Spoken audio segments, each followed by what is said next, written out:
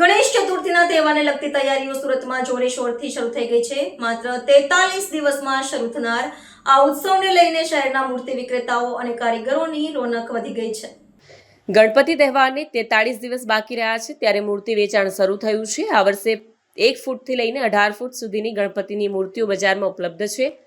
માટીની મૂર્તિઓની માંગમાં ખાસ વધારો જોવા મળ્યો છે, જ્યારે મુંબઈ અને ગુજરાતના વિવિધ શહેરોમાંથી ઓર્ડર મળી રહ્યા છે। કાચા માલ અને મજૂરીના ખર્ચમાં વધારો થવાના કારણે આ વર્ષે મૂર્તિઓના ભાવમાં 20% વધારો થયો છે, છતાં ભક્તોની ભાવના અને ડિમાન્ડમાં કોઈ ઘટાડો નથી।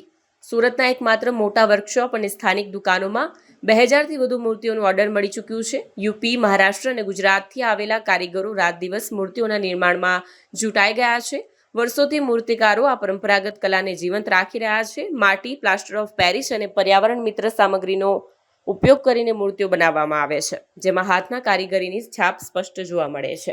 કેમેરામેન હકીમ શેખ સાથે વસીમ હાસમીનો રિપોર્ટ, આઝાદ ન્યૂઝ, સુરત। મારું નામ સૌરભ પ્રજાપતિ છે। અમે વર્ષોથી મૂર્તિઓ બનાવીએ છીએ। માટીની મૂર્તિ બનાવીએ છીએ અને ડે નાઇટ કામ કરીએ છીએ। અમારું કામ સુરતમાં, બોમ્બેમાં, મહારાષ્ટ્રમાં બધી જગ્યાએ જાય છે મૂર્તિઓ અમારી, અને ડિસ્ટ્રીબ્યુટ બી છીએ, અમે સપ્લાય બી કરીએ છીએ। અમારા 20થી 22 જણા માણસ કામ કરે છે, ડે નાઇટ કામ કરે છે। અત્યારે બહુ માટીની મૂર્તિમાં ક્રેઝ છે, લોકો ફોટો પ્રમાણે બનાવે છે એટલે અમે બનાવીને આપીએ છીએ।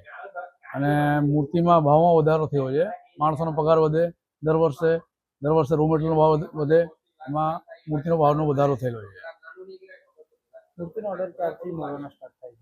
મૂર્તિના ઓર્ડર ગણપતિ સ્થાપના થયા પછી વિસર્જન થઈ ગયા તાત્કાલિક બીજા વર્ષના ઓર્ડર મળી જાય છે। અમે નેક્સ્ટ યરના ઓર્ડર ચાલુ થઈ જાય છે, ત્યારથી લઈને અમે માર્ચ એપ્રિલ સુધી ઓર્ડર લઈએ છીએ, પછી ઓર્ડર નથી લેતા।